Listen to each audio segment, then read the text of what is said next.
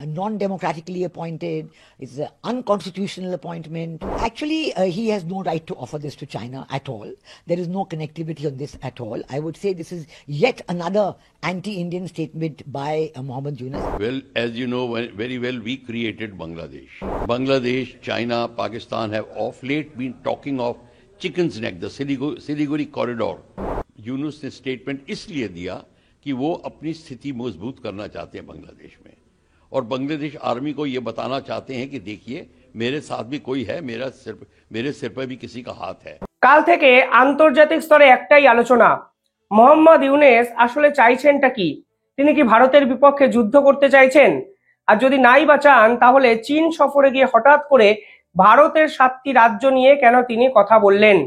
একাধিক বিশেষজ্ঞ একাধিক কথাবার্তা বলছেন, কিন্তু আমি সবার কথা যদি সামারাইজড করি, জিস্ট করি, তাহলে আপনাদের সামনে আমি 4টে পয়েন্ট এমন তুলে ধরতে পারি, আপনারাও যদি গভীরভাবে ভাবেন দেখবেন এই 4টে পয়েন্ট কোথাও না কোথাও মোহাম্মদ ইউনূসের মাথায় কিন্তু প্রচ্ছন্নভাবে কাজ করছে। আর অনেক বড় প্রশ্ন কালকের পর অন্তত একাধিক বিশেষজ্ঞ তুলে দিয়েছেন যে ভারত কি এবার সরাসরি অ্যাকশনের পথে হাঁটবে, নাকি বাংলাদেশের সেনাপ্রধানকে ভারত সরকার স্পষ্ট করে নির্দেশ দেবে কোনো অ্যাকশনের। এই প্রশ্ন কিন্তু কাল থেকেই আন্তর্জাতিক বিশেষজ্ঞরা উঠিয়ে দিয়েছেন। এবার প্রশ্ন হলো, মোহাম্মদ ইউনূস কালকে 7 সিস্টার্সকে এই রকম বেনজির ভাবে আক্রমণ কেন করলেন? আপনাদের হয়তো শুনে আক্রমণ মনে হবে না, কিন্তু উনি যেভাবে চীনকে 7 সিস্টার্স অঞ্চলে ইনভাইট করেছেন তাতে পরিষ্কার বোঝা যাচ্ছে তিনি ভারতবর্ষকে ঘুরিয়ে পেঁচিয়ে হুমকি বা হুঁশিয়ারি দিতে চেয়েছেন। অর্থাৎ দায়িত্ব নেওয়ার আগে যেভাবে তিনি 7 সিস্টার্সকে নিয়ে হুঁশিয়ারি দিয়েছিলেন, এতদিন পর হঠাৎ করে চীনকে কাছে ডেকে 7 সিস্টার্সকে কার্যত প্রেসার ট্যাকটিক্সের আওতায় আনতে চেয়েছেন মোহাম্মদ ইউনূস। কারণটা কি? অনেকে বলছেন এই পুরো স্ট্র্যাটেজিটার পিছনে তার একটা জনপ্রিয়তা বৃদ্ধির একটা কৌশল লুকিয়ে আছে। বাংলাদেশের বর্তমান যে অবস্থা এবং বর্তমান অবস্থায় মোহাম্মদ ইউনূসের জনপ্রিয়তা নিয়ে কিন্তু সাধারণ মানুষ প্রশ্নচিহ্ন তুলেছেন। কালকে এই ধরনের স্টেটমেন্ট দেওয়ার পর মোহাম্মদ ইউনূস নিজেকে নির্বাচনের আগে প্রধানমন্ত্রী পদপ্রার্থী হিসাবে প্রতিষ্ঠিত করতে চাইছেন এবং কোথাও না কোথাও ভারত বিরোধিতার একটা ছাপ তার উপর যেভাবে ছিল আজকে সেই ছাপটা আরো দ্বিগুণ ভাবে বৃদ্ধি করতে চাইছেন। অর্থাৎ বাংলাদেশের মানুষকে আবেগকে কাজে লাগিয়ে মোহাম্মদ ইউনূস বোঝাতে চাইছেন ভারত বিরোধিতার একমাত্র কাণ্ডারি মোহাম্মদ ইউনূসই। অর্থাৎ শেখ হাসিনা যেভাবে ভারতের so called quote and quote দালালি করেছেন, সেখান থেকে বাংলাদেশকে যদি নিয়ে বেরিয়ে আসতে হয় তাহলে মোহাম্মদ ইউনূসই একমাত্র পথ। কারণ কিছুদিন আগে মোহাম্মদ ইউনূসের ভূমিকা নিয়ে প্রশ্নচিহ্ন তুলে দিয়েছিলেন বাংলাদেশের উপদেষ্টা এবং ছাত্র নেতারা। সরাসরি তারা বলেছিলেন মোহাম্মদ ইউনূস কেন আওয়ামী লীগের ব্যান চাইছেন না, কিসের জন্যই বা মোহাম্মদ ইউনূস বলছেন 7 সিস্টার্সকে কাজে লাগিয়ে ভারতের সঙ্গে ব্যবসা বাণিজ্য তিনি করতে চান।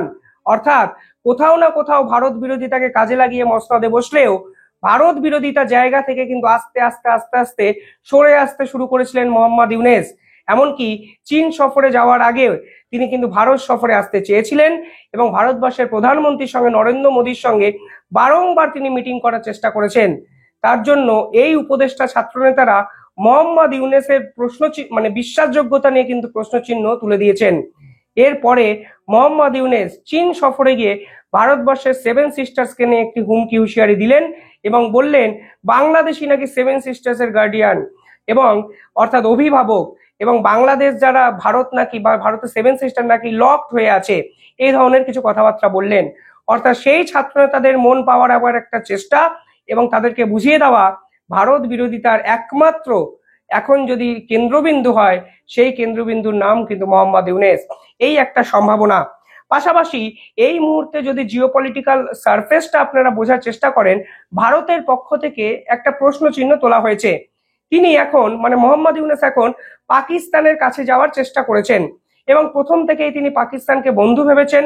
করাচি থেকে বিমানবন্দর হয়ে বাংলাদেশে এসেছে পাকিস্তানের প্লেন, এমনকি পাকিস্তান থেকে জাহাজ এসে পৌঁছেছে বাংলাদেশে, এতটা ঠিক ছিল।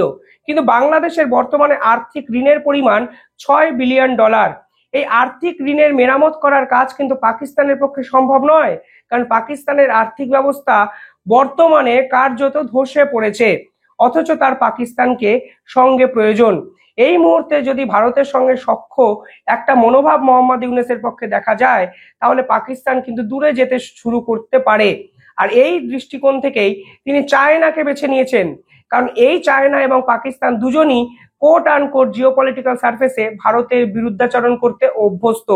অর্থাৎ ভারতকে পাশে না পেয়ে তিনি বিরোধী হিসাবে চায়না এবং পাকিস্তানকেই বেছে নিয়েছেন, এবং তার ভিতরে জিওপলিটিক্যাল একটা স্ট্র্যাটেজি লুকিয়ে আছে বলে ভারতের বিভিন্ন আন্তর্জাতিক বিশেষজ্ঞরা মনে করছেন। And with the Sheikh Hasina government for the last 15 years, we have had specific agreements on this subject. SOP, standard operating procedures, have been worked out, and it is expected that any government subsequently will adhere to it. And I can tell one thing to Bangladesh very clearly, that they cannot expect any rights as a lower riparian if they are not interested in giving rights of connectivity to Northeast India. So they should know this very clearly, and they should not have any illusions about this. পাশাপাশি বর্তমান যদি অবস্থানটা দেখেন, তাহলে দেখবেন চায়নাও কিন্তু ভারতবর্ষের বিপক্ষে সরাসরি যেতে পারবে না। কারণ ডোনাল্ড ট্রাম্প 2রা এপ্রিল যদি কালকে ট্রেড ওয়ার ঘোষণা করে দেয়, সেখানে ব্রিক্স কান্ট্রিগুলোকে একসঙ্গে কাজ করতে হবে, এবং সেই কান্ট্রিগুলো একসঙ্গে কাজ করুক, এটা চাইছে রাশিয়ার প্রেসিডেন্ট পুতিন। এবং পুতিনের চাওয়া মতোই ভারত এবং চায়নার সম্পর্ক কিন্তু আগের থেকে অনেক বেটার জায়গায় গেছে। এই প্রেক্ষাপটে যদি মোহাম্মদ ইউনূস চায়নাকে কোনো না কোনো ভাবে ভারতের বিরুদ্ধে একটা জায়গায় নিয়ে চলে যেতে পারে, তাহলে কিন্তু মোহাম্মদ ইউনূস আমেরিকার যে বই আছে সেখানেও কিন্তু মার্কস পেতে পারেন। অর্থাৎ চায়নার সঙ্গে ভারতের এই সম্পর্ক খারাপ করার চেষ্টাও কিন্তু মোহাম্মদ ইউনূস ছলে বলে কৌশলে করার চেষ্টা করছেন। এতে আমেরিকার হয়তো একটু কাছে যাওয়ার চেষ্টা মোহাম্মদ ইউনূস করতেই পারেন। কিন্তু বর্তমানে ভারত এবং আমেরিকার সাউথ এশিয়ার যে প্যাসিফিক ওশিয়ানের পলিটিক্স, সেখানে বিরোধ হওয়ার কোনো জায়গায় নেই। মোহাম্মদ ইউনূস এই গভীর জিনিসগুলো নিয়ে ভাবেননি, তাই হয়তো তিনি এই ধরনের কথাবার্তা বলেছেন, তা ভারতবর্ষের একাধিক আন্তর্জাতিক বিশেষজ্ঞরা বলছেন। পাল্টা মোহাম্মদ ইউনূসের যে কথাবার্তাগুলো এখন তিনি বলছেন, আপনারা যদি বাংলাদেশের পলিটিক্যাল হিস্ট্রিটা দেখেন, দেখবেন কাইন্ড অফ অর্থোডক্স পলিটিক্স তিনি বাংলাদেশে ফিরিয়ে আনার চেষ্টা করছেন। এই ধরনের পলিটিক্স করতো বিএনপি। খালেদা জিয়া বারংবার করে ভারত বিরোধিতা করেছেন, এবং 7 সিস্টার্স নিয়ে হুমকি হুঁশিয়ারি কিন্তু বাংলাদেশ সরকারের পক্ষ থেকে এর আগে বিএনপির আমলে দেওয়া হয়েছে। Actually, this I must tell you that this is an old habit of the BNP government. When I was there as High Commissioner, Begum Khaleda Zia was the BNP Prime Minister, and Jamaat-e-Islami, who is now absolutely the biggest force in Bangladesh, was a member of the alliance government of Begum Khaleda Zia.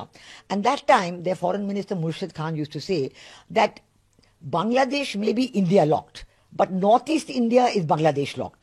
So, অর্থাৎ মোহাম্মদ ইউনূস বাংলাদেশে নতুন কিছু করছেন না, তিনি যেটা করছেন সেটা হলো ইতিহাসে ফিরে গিয়ে অর্থোডক্স পলিটিক্সটাকে অ্যাকসেপ্ট করা। এতে কি হবে, বর্তমানে যদি নির্বাচনের বাতাবরণটা আপনি দেখেন বাংলাদেশে, দেখবেন বিএনপি সরাসরি মোহাম্মদ ইউনূসের বিরুদ্ধাচরণ করতে শুরু করে দিয়েছেন। এবং এটা বাস্তব, এই বিএনপি হাসিনাকে সরানোর সময় রাজপথে নামলেও মোহাম্মদ ইউনূসকে আর ভরসা করেন না, এবং মোহাম্মদ ইউনূসকে সরানোর জন্য তারা উঠে পড়ে লেগেছেন।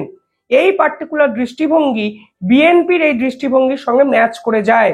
এই বিএনপি যদি মোহাম্মদ ইউনূসের সঙ্গে ইতিহাসগতভাবে কানেক্ট করে, তাহলে বিএনপির আস্থাও কিন্তু মোহাম্মদ ইউনূস গেইন করতে পারে। তা নিঃসন্দেহে উপদেষ্টাদের অন্তত বুঝিয়ে দেওয়া, ছাত্র নেতাদের অন্তত বুঝিয়ে দেওয়া, দেখো আমার সঙ্গে কিন্তু আবার বিএনপি আছে, অর্থাৎ আমি কিন্তু বাংলাদেশের রাজনীতিতে একা কোণঠাসা হয়ে পড়িনি।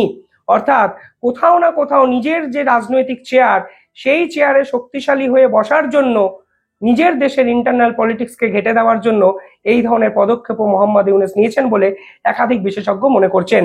পাশাপাশি যে 3টি কারণ আমি বললাম, 4 নম্বর কারণটা আমার কাছে অনেক বেশি অ্যাকসেপ্টেবল মনে হয়। বাংলাদেশে বর্তমানে সেনাপ্রধান ভার্সেস মোহাম্মদ ইউনূসের যুদ্ধ সকলেই জানে। এই সেনাবাহিনীতে তৈরি হয়েছিল কু, অর্থাৎ সেনাবাহিনী নিজের ভিতরেই এমন একটা দ্বন্দ্ব তৈরি হয়েছিল যে তারা সেনাপ্রধান ওয়াকারকে গ্রেফতার করার জন্য উঠে পড়ে লাগে। শোনা যায় এর পিছনে আইএসআই ছিল, পাকিস্তানপন্থী কিছু লোকজন ছিল। ভারত এবং আমেরিকা একসঙ্গে এই সেনাপ্রধানকে কিন্তু রক্ষা করেছিল। এই সেনাপ্রধান এখনো ভারত দ্বারা কিন্তু পুষ্ট, এটা কিন্তু মোহাম্মদ ইউনূসের সরকারের অনেকেই মনে করেন। যদি চীন এবং পাকিস্তানকে কনফিডেন্সে নেওয়া যায়, তাহলে সেনাপ্রধানকেও কিন্তু এক্ষেত্রে মোহাম্মদ ইউনূস বার্তা দিলেন যে আসলে তিনি আর একা নন, তার পিছনেও কিন্তু পাকিস্তানের মতো সন্ত্রাসবাদী উগ্রপন্থী কোনো দেশ আছে। में कूडीटा होने वाला था जिसको कि भारत ने और अमेरिका ने मिलकर रुकवा दिया, और वो कूडीटा में जो प्रेसिडेंट आर्मी चीफ को ओवरथ्रो करना चाहते थे, जो कि शेख हसीना के भतीजे या कोई रिश्तेदार हैं, पर उससे कोई बात बनती नहीं है। क्वेश्चन ये है, अगर वो सोच रहे हैं कि सिलीगुड़ी कॉरिडोर में मिल के चाइना के साथ में वो कोई ऐसी बात करेंगे और सारी 7 स्टेट्स के को केवल इंटरफियर करेंगे म्यांमार से और डाउन सी की साइड से, ये भी जो बात सोच रहे हैं इनकी सोच रह जाएगी। उनको ये नहीं पता कि यही एक्शन इंडिया भी ले सकता था। उनके भी तरफ चिकन स्नैक है, जो कि थाईलैंड की तरफ जो एरिया है उस तरफ से भी अगर इंडिया एक्ट करे, इंडिया का बॉर्डर उस साइड में भी है। অর্থাৎ কিছুদিন আগে সেনাপ্রধান ইন্টারভিউতে বলেছিলেন 7 সিস্টার্স নিয়ে আমি কোনো রকম যুদ্ধ চাই না, ভারতের সঙ্গে সম্পর্ক ভালো রাখবো, কারণ ইতিহাসগতভাবে ভারতের সঙ্গে সম্পর্ক ভালো রাখতে আমাদের কিন্তু হবে। সেই সেনাপ্রধানকে পাল্টা দেওয়ার একটা চেষ্টাও কিন্তু মোহাম্মদ ইউনূস এই চীন সফরে গিয়ে করলেন, যখন তিনি 7 সিস্টার্স এর ইকোনমিক্যাল ক্রাইসিসটাকে, এই ক্রাইসিস থেকে উত্তরণের জন্য চীনকে সরাসরি ইনভাইট করলেন। এই 4টি কারণ বিভিন্ন ক্ষেত্রে আলোচনা হচ্ছে, আমি সামারাইজ করে আপনাদের সামনে রাখলাম। তবে এখন সব থেকে বড় প্রশ্ন, ভারত যদি এই সেনাপ্রধানকে সত্যি ব্যাক করে, তাহলে কি এবার সেনাপ্রধানকেই অ্যাকশন নিতে বলবে ভারতবর্ষ? অন্তত মোহাম্মদ ইউনূস যেভাবে লাফালাফি করতে শুরু করে দিয়েছেন, এরপরে অ্যাকশন যদি না নেওয়া হয়, আমার মনে হয় এই উদারতাটাকে মোহাম্মদ ইউনূসের মতো লোকজন দুর্বলতা ভাবতে শুরু করেছেন। আর এই দুর্বলতার সুযোগ নিয়েই ভারতের মতো বৃহৎ প্রভাবশালী একটি দেশকে বারংবার চমকানোর চেষ্টা করছেন, বা সবকিছুরই কিন্তু একটা শেষ থাকে।